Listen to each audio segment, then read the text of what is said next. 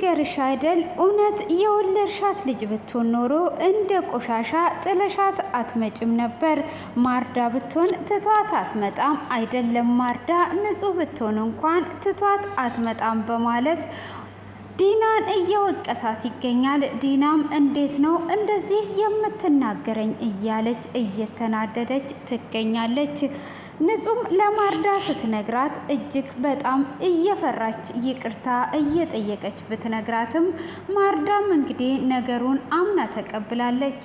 እሷ የኔ ሳትሆን እግዚአብሔር እየሰጠኝ ናት። ስለዚህ ምንም ማድረግ አልችልም። አሁን ልጄ ተገኘች ብዬ ተደስቼ ፈጣሪን አመስግኜ መልሼ አላማርረውም። ብቻ ደህና ትሆንልኝ ብላ ተቀብላ ትገኛለች። ዶክተር ርብቃም እንግዲህ ማስታወሻዋን እንዳለ እያቃጠለች ትገኛለች። ሆኖም በባለፈው ክፍል ትንሽ ላስታውሳችሁ የመጨረሻ ባርኮን ከእስር ቤት እንደወጣ ለዲና ደውሎላት ነበር። ዲናም ስልኩን እንዳነሳች ተፈትቻለሁ መጥቻለሁ ብሎ የምስራጁን ይነግራታል። እሷም እንግዲህ ከነ ንጹህ ጋር ስለነበረችና አብርሃምም አጠገቧ ጋር ስለነበረ እየተደሰተችም ሆኖም ደንግጧ ነበር። እጅግ በፈገግታም ስለተሞላች እሷን አተኩረው እየተመለከቱ ነበር ክፍሉ የተጠናቀቀው። ሆኖም እንግዲህ ባርኮንም አሁን ከእስር ቤት መጥቼልሻለሁ፣ ዛሬ እንድንገናኝ እፈልጋለሁ ብሎ ይላታል።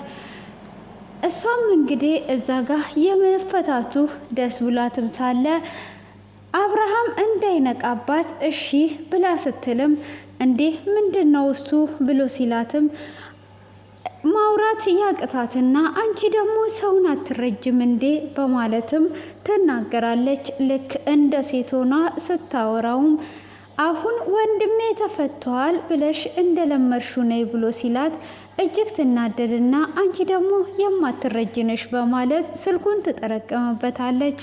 ሆኖም እንግዲህ አብርሃምም አተኩሮ እያያት ነበር።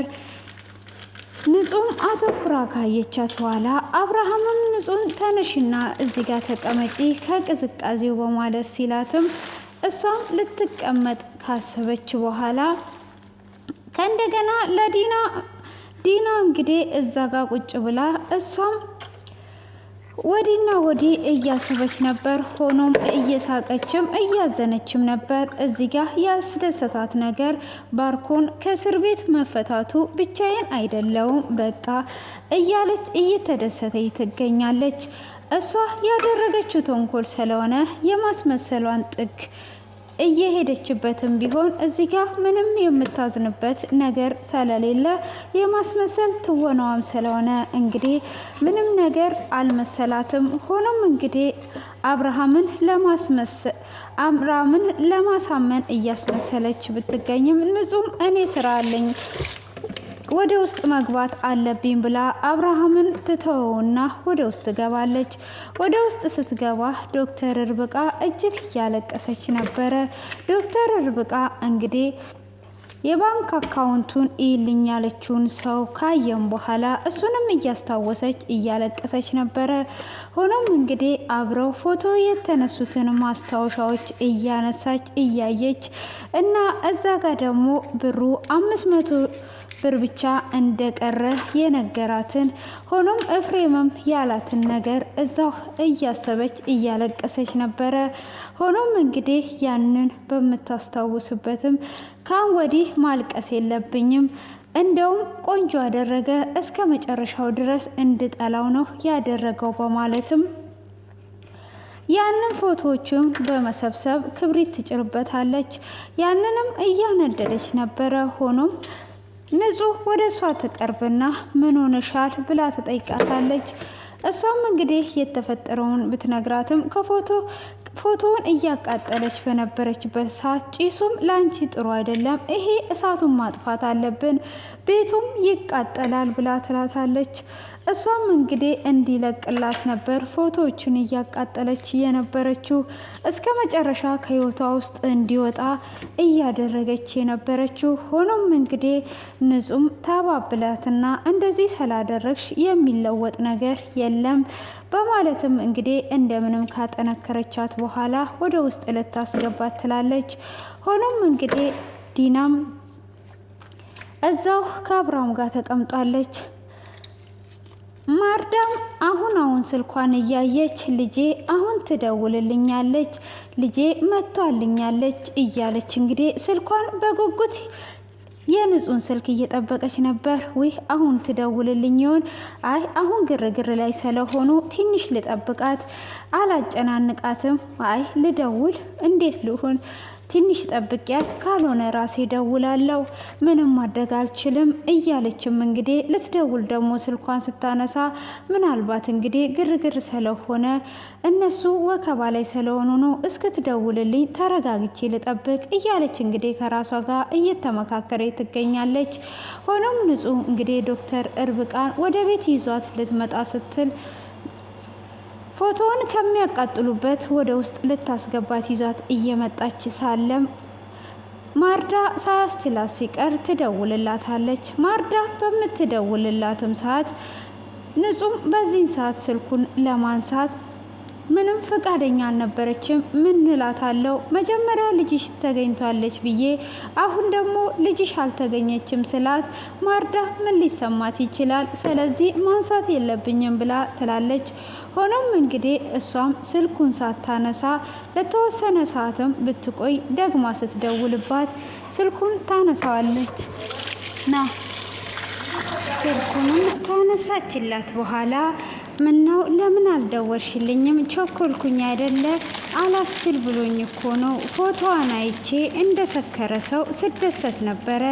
ለዛ ስትቆይብኝ ነው የደወልኩት፣ አላስችል ብሎኝ ነው በማለት እንግዲህ ደስታዋን እየገለጸችላት ትገኝ ነበረ።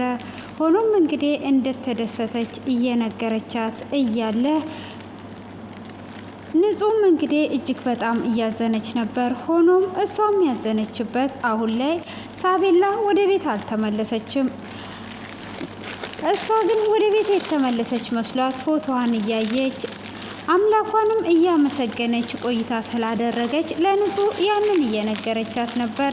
ንጹም ይቅርታ አድርጊልኝ ማርዳ ብላ ትላታለች። እንዴ ምንም ሳታጠፊ የምን ይቅርታ ነው በማለትም ስትጠይቃት እሷም ደጋግማ ይቅርታ አድርጊልኝ ዝም ብለሽ ብላ ትላታለች። ምንድነው እሱ ብላ ብትላትም አይ ይቅርታ እንድታደርጊልኝ ብቻ ነው የምፈልገው ብላ ትላለች። እሷም እንግዲህ እንደዛ በምትላትም ሰዓት እሺ ይቅርታ አድርጌልሻለሁ ግን ምን ሆነሻል ብላ ትላታለች። እሷም እንግዲህ እዚህ ጋር ይቅርታ አስቀድማ የጠየቀቻት ባልተጣራ ወሬ ልጅሽ ተገኝቷለች፣ ልጅሽ መጥቷለች ስላለቻት አሁን ላይ ደግሞ ልጅሽ አልመጣችም ልትላት ስለሆነ እሱም ይቅርታ ደግማ ትጠይቃታለች። እንግዲህ ንጹም በስተመጨረሻ ባልተጣራ ወሬ ነው የነገርኩሽ፣ ሳቤላ ወደ ቤት አልተመለሰችም፣ ወደ ቤት እንደምትመለስ ተስፋ አድርጋለሁ፣ ግን ወደ ቤት አልተመለሰችም ብላ ትላታለች። እሷም ያልተመለሰችበትን ምክንያት ትነግራታለች። ሆኖም አብርሃም ሊያመጣት ሄዶ ነበረ። ደላላዎቹ ቀድሞ ስላወቁ ያለችበትን ቦታ ቀይረውበታል። ስለዚህ ሳቤላ ልትመጣ አልቻለችም በማለትም ያለውን ነገር ታስረዳታለች። ሆኖም እንግዲህ ያንን በምትነግራትም ሰዓት እሷም እጅግ ትደነግጥና ሆኖም ምንም ነገር አላዘነችም ነበር። ያላዘነችበት ምክንያት መጀመሪያ ላይ ፈጣሪዋን በደንብ አድርጋ አመስግኗ ነበር። ልጄ ስለተገኘችልኝ ላማረርኩ ሁሉ ይቅር በለኝ እያለች ስታመሰግን ቆይታ አሁን ላይ ደግሞ እንግዲህ ልጅሽ አልመጣችም ብላ ስትላት ያመሰገነችውን ፈጣሪ ዳግም ላታማርረው ለራሷ ቃል ገብታ አይ አሁን እንኳን በፍጹም አላማርረውም ብላ ትላታለች። አሁን ተገኘችልኝ ብዬ ተደስቼ አሁን ደግሞ ለምን ብዬ ፈጣሪን አላማርረውም የሰጠኝም እሱ ነውና እሷም የእሱ ናት ብላ ትላታለች። በዚህንም ሰዓት ንጹህ ምንም ነገር አትሆንም ትመጣለች። ግን ሰላም ናት አይደል ብላ ስትል አዎ ሰላም ናት፣ ምንም ነገር አታስቢ በማለትም ትነግራታለች። ሆኖም እንግዲህ ያንን በነገረቻትም ሰዓት ሰላም እንደሆነችና ምንም ነገር እንደማይፈጠር ስትነግራት ደግሞ የበለጠ ደስ ብሏት ብቻ ሰላም ትሆንልኝ እኔ ምንም ነገር አልጨነቅም በማለትም እንግዲህ ምላሿን ትመልስላታለች። ሆኖም እንግዲህ እንደዛውም ስትጨነቅ የነበረችው ምንም ነገር አማራጭ ስለሌላት ነበረ። ሆኖም እንግዲህ ንጹህ ያንን ከነገረቻት በኋላ እሷም ስልኩን ትዘጋለች። ሆኖም እንደምትገኝ ተስፋ ሰጥቷታለች። እንግዲህ ዲቦራ ዛሬ ደግሞ ቁልጭን እንደምታፈቅረው ትነግረዋለች። ቁልጭ እኔ አፈቅርሃለሁ ብላ ስትለውም ቁልጭ እጅግ ነበር የደነገጠው።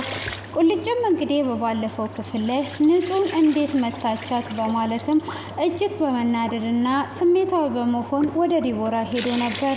እንዴት እጅሽን ታነሽባታለች በማለትም ይናገራታል። ከወዲህም ከአጠገቡ እንድትርቅ ሲናገራት እኔ ልመታት አልነበረም የሄድኩት በጸባይ ላናግራት ነበር፣ ግን ደግሞ እሷ የተናገረችው ንግግር ስላላስቻለኝ ነው የመታዋት ብላ ትለዋለች። ምንም ብታደርግሽ እጅሽን እሷ ላይ ማንሳት አልነበረብሽም ብሎ ሲላትም እንዴት ነው አንቺ የማትረጅኝ? በአንቺ የተነሳ የምወዳትን ፍቅረኛዬን አሳጣሽኝ በማለትም እንግዲህ እንዴት አይተሽ የማትረጅኝ ብሎ ይላታል። እሷም እንዴት ነው አንተ አይተህ የማትረዳኝ? እንዴት እንደዚህ ትሆናለህ? በማለትም እጅግ ትናደድና በስሜት ትናገረዋለች። እሷም እንግዲህ እንዴት አይተህኝ አትረዳኝም?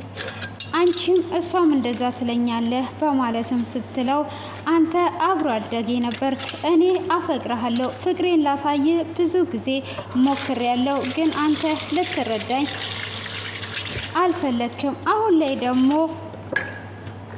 እኔ ምንም ያጠፋሁት ነገር የለም በማለት እንግዲህ እንደምታፈቅረውና እየጎዳት እንደሆነ በስሜታዊ ትናገራለች።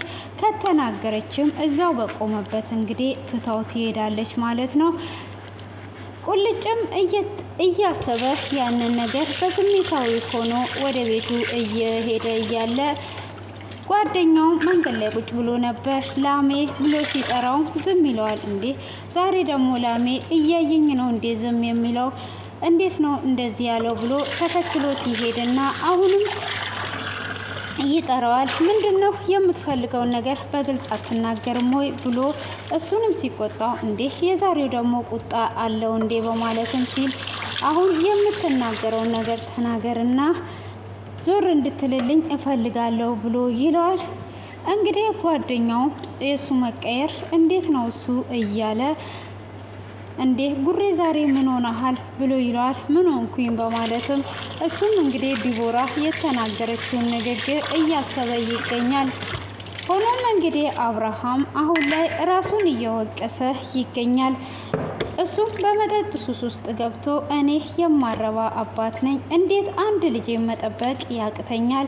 አሁን ይሄንን እናቷ ስትሰማ እኔንስ እንደ ሰው ትቆጥረኛለች ወይ ብሎ እንግዲህ ማርዳ መስማቷን ስለማያቅ እንዴት አድርጌ አንድ ልጅ መጠበቅ ያቃተኝ? አሁን እኔ አባት ነኝ አባት አይደለውም ብሎ እንግዲህ ራሱን እየወቀሰ መጠጥ እየጠጣ ነበረ።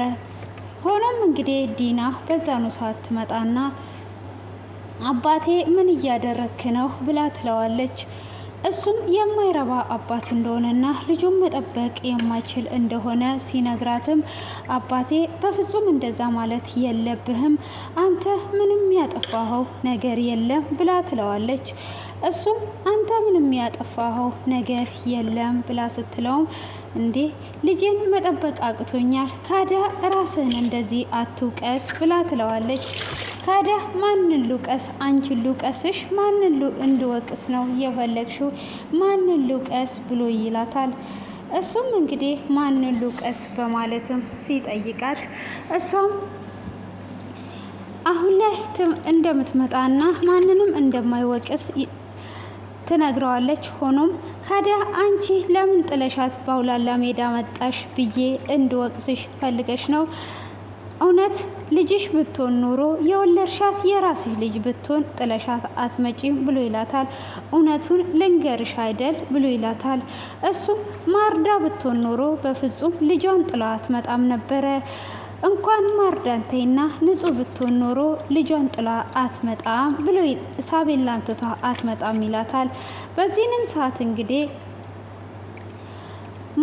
ዲና እንዴት እንደዚህ ትለኛለህ? አሁን በስካር ውስጥ ሆነክ ይሄ መጠጥ ነው እንጂ የሚያናግር መጠጥ እየጠጣ ባይሆን ኖሮ በፍጹም ይቅርታ አላደርግልህም።